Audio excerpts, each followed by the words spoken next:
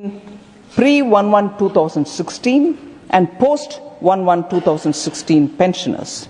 I again reiterate that this is only a validation of existing rules.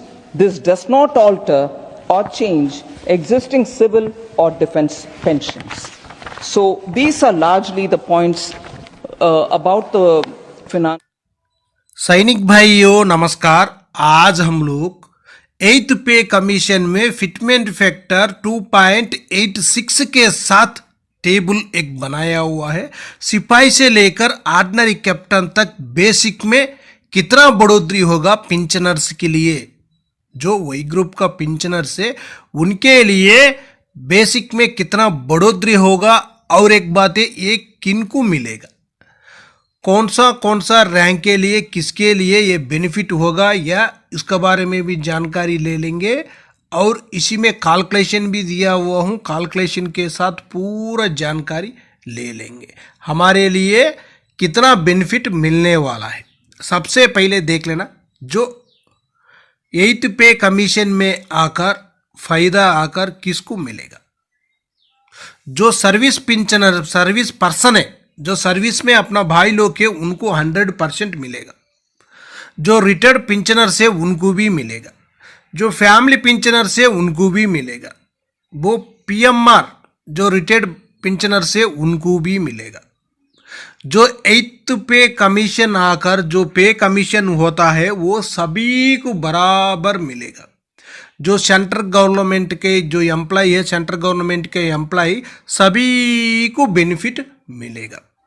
जो अभी क्या है बोलने से जो रेलवे का संगठन पूरा आकर 2.86 फिटमेंट फैक्टर पूछ रहे, सरकार का पास मांग रख दिया, लेकिन सरकार कौन सा फिटमेंट फैक्टर देगा किसी को जानकारी नहीं है। लेकिन जो कमिटियों से दे रहे हमारे लिए ये फिटमेंट फैक्टर चाहिए बोलकर, लेकिन अभी आज हम लोग 2.86 फिटमेंट फैक्टर के साथ कैलकुलेशन भी है, पूरा जानकारी इस वीडियो को माध्यम से ले लेंगे। आप लोग मेरा चैनल में नया आया वो होने से सब्सक्राइब कर लेना।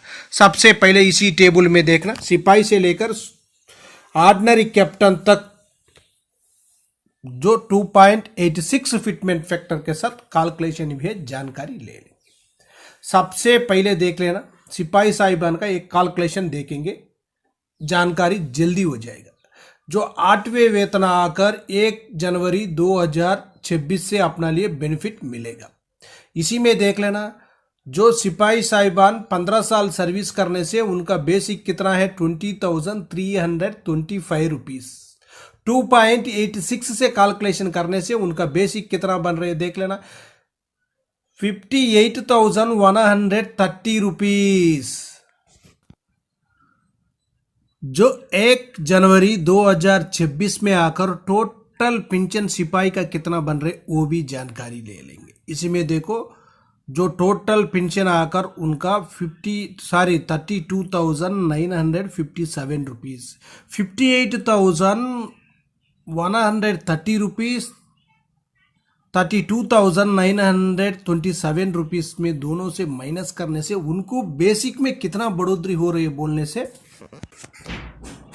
25,203 रुपीज। 8th पे कमीशन में आकर 15 साल का सिपाही साहिबान के लिए बेसिक में बढ़ोतरी 25,203 रुपीज। इनका जो सिपाही साहिबान 15 साल सर्विस किया 8th CPC में उनका बेसिक कितना बनेगा बोलने से 58,130 रुपीज तक उनका बेसिक बन जाएगा। उसका बाद देख लेना इसी टेबल में और भी सर्विस है वो भी जानकारी ले सकता है। अभी नायक साहिबान का देखेंगे, उनका भी 1 जनवरी 2026 से आकर उनको बेनिफिट कितना मिलने वाला है। नायक साहिबान 22 साल सर्विस कर दिया, उनका बेसिक 23,569 रुपीज है।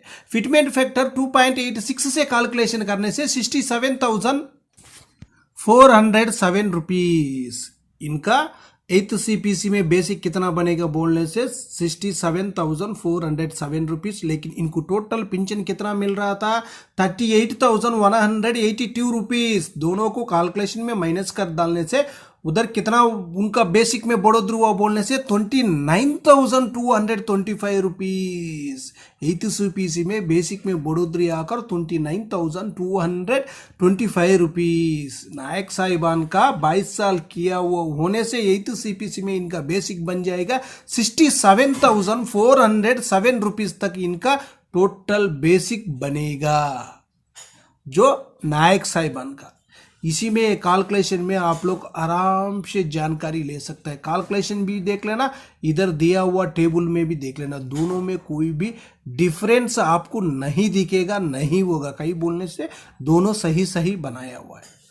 उसका बाद देखो नायक साहिबान का, जो 17 साल सर्विस करने से उनका भी ले सकता है, 15 साल वालों को भी जानकारी ले सकता है। 15 साल वालों के लिए देखना 59,151 रुपीज, 25,646 रुपीज तक उनका बेसिक में बढ़ोतरी होगा। वही 17 साल वालों को होने से उनका बेसिक में बढ़ोतरी आकर 26,445 रुपीज तक बेसिक में बढ़ोतरी होगा नायक साहिबान का। उसका बाद अभी हम देखेंगे हवलदार साहिबान। हवलदार साहिबान का भी देखो, हवलदार साहिबान जो 19 साल सर्विस करने से उनका भी टेबल एक कैलकुलेशन है, वो भी जानकारी ले सकता है। 20 साल करने से उनका टेबल में कितना है देखो, 30,706 रुपीज तक उनका बेसिक में बढ़ोतरी होगा, जो 20 साल की सर्विस किया हुआ हवलदार साहिबान। उसका बाद 22 साल सर्विस किया हुआ हवलदार साहिबान के लिए देख लेना 30,706 रुपीज। 20 साल से लेकर जो 24 साल तक एक ही बेसिक है हवलदार साहिबान का। अभी हम देखेंगे जो 18 से लेकर 19 साल सर्विस किया हुआ हवलदार साहिबान का, इनका बेसिक 23,463 रुपीज। दोनों का बेसिक एक ही है।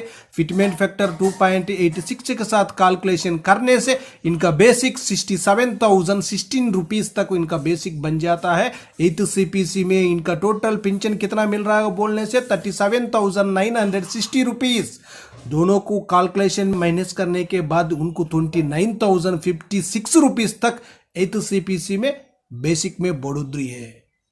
इनका हवलदार साहिबान का 18 से लेकर 19 साल सर्विस किया होने से 8th CPC में इनका बेसिक बन जाता है 67,016 रुपीज तक हवलदार साहिबान का बेसिक बन जाता है, जो आप लोग चाहे तो टेबल में भी जानकारी ले सकता है एक स्क्रीनशॉट लेकर। उसका बाद देखो नायक सूबेदार साहिबान 24 साल सर्विस करने से उनका बेसिक 26,825 रुपीज। उनका टोटल पिंचन आकर 43,457 रुपीज। 2.86 फिटमेंट फैक्टर से कैलकुलेशन करने के बाद उनका टोटल बेसिक बन जाता है 76,720 रुपीज। इनका बेसिक में बढ़ोतरी कितना है बोलने से 33,263 रुपीज। जो इनका बेसिक 76,720 रुपीज बनने के बाद इनका डीए अमाउंट आकर 0 होगा। डीए भी जो बेसिक में मर्ज हो जाएगा, इसी में डीए का कोई अमाउंट नहीं होगा, उधर माइनस दिखाई देगा। उसी तरह सूबेदार मेजर साहिबान का भी देखो, उनका 28 ईयर सर्विस करने से उनका बेसिक 30,175 है। उनको टोटल पेंशन 48,884 है। उनका टोटल 8th CPC में 86,301 रुपीज तक उनका बेसिक मिलेगा। उनका बेसिक में बढ़ोतरी आकर 37,470 रुपीज तक उनका बेसिक में बढ़ोतरी होगा 28 ईयर सर्विस किया हुआ सूबेदार साहिबान के लिए। अभी हम लोग देखेंगे सूबेदार मेजर साहिबान। सूबेदार मेजर साहिबान का 3 बेसिक है, इसमें एक बार जानकारी ले लेंगे। सूबेदार मेजर साहिबान जो 32 साल 32 ईयर सर्विस करने से उनका बेसिक 34,575 रुपीज। उनका टोटल पेंशन 56,012 रुपीज होगा। इनको 2.86 फिटमेंट फैक्टर से कैलकुलेशन करने के बाद इनका बेसिक बन जाता है 98,885 रुपीज। इनका बेसिक में बढ़ोतरी आकर 42,873 रुपीज तक इनका बेसिक में बढ़ोतरी होगा 2.86 फिटमेंट फैक्टर देने से। यही सही बोलकर नहीं बता रहे मैं, लेकिन हमारा मांग यही है जो रेलवे का संगठन आकर यही फिटमेंट फैक्टर मांग रहे, लेकिन सरकार कौन सा फिटमेंट फैक्टर देगा किसी को जानकारी नहीं है। उसका बाद देख लेना ऑर्डिनरी लेफ्टिनेंट साहिबान। ऑर्डिनरी लेफ्टिनेंट साहिबान 32 ईयर सर्विस करने से उनका बेसिक 42,625 रुपीज़ है। उनको टोटल पेंशन कितना मिलेगा 69,053 रुपीज़ है। उसका बाद इनको आकर 2.86 फिटमेंट फैक्टर से कैलकुलेशन करने से 1,21,980 रुपीज़ इनका बेसिक में बढ़ोतरी आकर 52,855 रुपीज़ तक इनका बेसिक में बढ़ोतरी होगा। उसका बाद नीचे देखना ना ऑर्डिनरी कैप्टन साहिबान। ऑर्डिनरी कैप्टन साहिबान का 4 बेसिक है। इसी में आकर जो 32 ईयर से ज़्यादा 32 ईयर 6 मंथ से ज़्यादा सर्विस करने से इनको बेसिक OROP3 में ज़्यादा मिल रहे। उसी बेसिक से कैलकुलेशन जानकारी ले लेंगे। इनका बेसिक 46,300 है। इनको टोटल पेंशन आकर 75,006 रुपीज़। उसका बाद इनको 2.86 फिटमेंट फैक्टर से कैलकुलेशन करने के बाद इनका बेसिक बन जाता है 1,32,418 रुपीज़। इनका बेसिक में बढ़ोतरी आकर 57,412 रुपीज़ तक इनका बेसिक में बढ़ोतरी हो सकता है 2.86 फिटमेंट फैक्टर सरकार अपना लिए देने से। लेकिन मांग यही है, लेकिन सरकार कौन सा फिटमेंट फैक्टर देगा किसी को जानकारी नहीं है। अभी इसका बाद एक कमिटी बैठेगा, कमिटी कौन सा फिटमेंट फैक्टर देगा वो भी amendment which we brought in as government amendment, but it's now cleared from the Rajya Sabha, so it's part of the finance bill which has come here. I would like to highlight that for the first time our government had implemented the full parity between the pensioners of pre and post 7th pay commission, central pay commission. All pensioners of the central government who had retired before 1/1/2016 are now drawing the same pension as employees who retired after 1/1/2016. The demand of pensioners regarding parity has been agreed to and implemented by this government. I'd like to thank Prime Minister Modi for having brought in that treatment, equal treatment for all pensioners, and this is something which we have taken on board in this finance bill. The Prime Minister had approved the establishment of the 8th Central Pay Commission also, which is now, I'm sure all members do have the information on it, to revise salaries and benefits of central government employees in January 2025. So just to highlight as to why this amendment here. The 6th Central Pay Commission, sir, was an expert body that had threadbare examined all the issues, disparities, and even the representations by employees before making their recommendations in March 2008, which thereafter, upon careful consideration, was accepted by the government.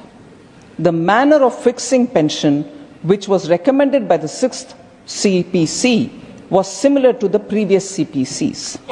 So, through this amendment which we brought in the Lok Sabha and after Lok Sabha's passing, which is now before us, that the government is restoring the recommendations of the 6th Central Pay Commission and respecting it as an expert body. In this, I just want to add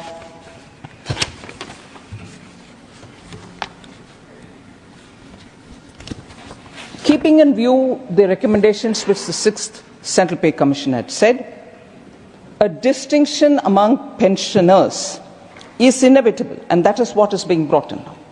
And as an amendment, and by way of validation, I want to highlight that the validation is what is being put in, and principles of expenditure on pension and liabilities. The validation rules do not in any way change or alter the existing pension so fixed of existing civil pensioners from the present stage. So there is no change. The validation rules also do not affect defense pensioners in any way, as they are covered by separate rules. It is not an amendment. I would like to underline this point. It is not an amendment to any pension rules or instructions, but only a reaffirmation of the same with effect from 1st June 1972. That is the date the CCS pension rules were promulgated. The 6th Central Pay Commission made a distinction between the retirees pre-11-2006 and those of post-11-2006 periods. The then government, 2008, had accepted the recommendations of the 6th Central Pay Commission and decided that there will be a distinction between pensioners with reference to the cutoff date of 1-1-2006. The 7th Pay Commission has brought in parity between pre-1-1-2016 and post-1-1-2016 pensioners. I again reiterate that this is only a validation of existing rules. This does not alter or change existing civil or defense pensions.